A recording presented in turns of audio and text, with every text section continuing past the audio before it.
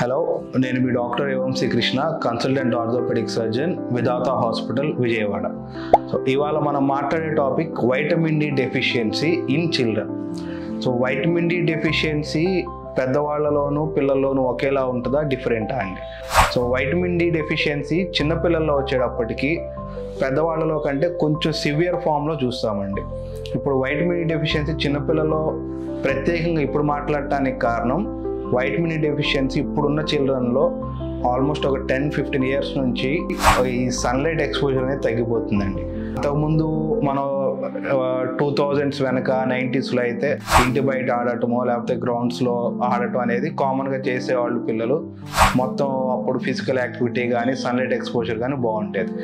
ఇప్పుడు ఈ జనరేషన్ వచ్చేటప్పటికి మరి కోవిడ్ తర్వాత ఇంకా మొత్తం పిల్లలకు కూడా వర్క్ ఫ్రమ్ హోమ్ లాగా స్కూల్లోనే ప్రతిదీ ఆన్లైన్లో చేసేయటం, అంతా ట్యాబ్స్లో ఫోన్స్లో అయ్యేటప్పటికి సన్లైట్ ఎక్స్పోజర్ తగ్గిపోతుంది. సో సన్లైట్ ఎక్స్పోజర్ తగ్గటం వల్ల వైటమిన్ డి డెఫిషియన్సీ అనేది పిల్లల్లో కూడా చాలా కామన్గా వస్తుందండి.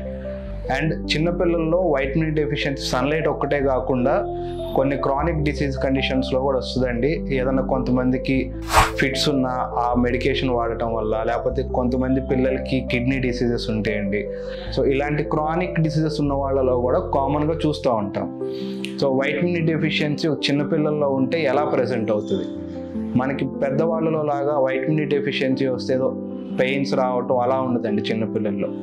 ఎందుకంటే చిన్నపిల్లలవి గ్రోయింగ్ బోన్స్, అంటే బోన్స్ లెంత్ పెరుగుతూనే ఉంటాయి. Up to 18 years of age bone పెరుగుతూనే ఉంటుందండి. ఇలాంటి టైంలో వైటమిన్ డి డెఫిషియన్సీ వస్తే ఆ బోన్ గ్రో అయ్యే ప్లేసెస్ ఎక్కడైతే ఉంటుందో దాన్ని ఎపిఫైసిస్ అంటాం.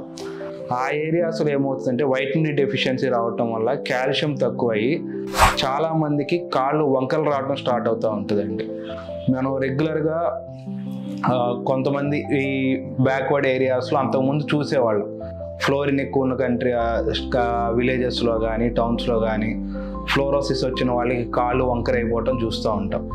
సేమ్ అలానే చిన్నపిల్లల్లో కూడా సివియర్ వైటమిన్ డి డెఫిషియన్సీ వస్తే దాన్ని మనం పట్టించుకోకుండా నెగ్లెక్ట్ చేసేస్తే ఆల్మోస్ట్ మనకు ఆ కాళ్ళు అనేవి టోటల్గా వంకరలు రావటం, చేతులు వంకరలు వచ్చేయటం, ఊరికే కింద పడినా కానీ వెంటనే ఫ్రాక్చర్స్ అవటం అనేది జరుగుతూ ఉంటుందండి.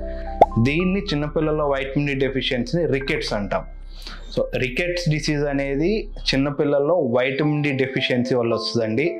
అండ్ ఈ వైటమిన్ డి డెఫిషియన్సీ అనేది పెద్దవాళ్ళలాగా మనం ఏదైనా లేట్గా ఐడెంటిఫై చేయటం వల్ల వచ్చే పెద్ద ఎక్కువ ప్రాబ్లం లేదనుకోవటం కరెక్ట్ కాదు. చిన్నపిల్లల్లో rickets or vitamin D deficiency అనేది ఉంటే అది చాలా సీరియస్ కండిషన్ లాగా ప్రజెంట్ అవుతుందండి. ఒక 1 or 2 years మనం కనుక నెగ్లెక్ట్ చేసేస్తే కాళ్ళు ఇంకా పర్మనెంట్గా డిఫార్మ్ అయిపోయి ఆ డిఫార్మ్ అయిన కాళ్ళకి తర్వాత మళ్ళీ సర్జరీ చేసి వాళ్ళని నార్మల్ ఎలిమెంట్కి తీసుకురావాల్సి వస్తుంది.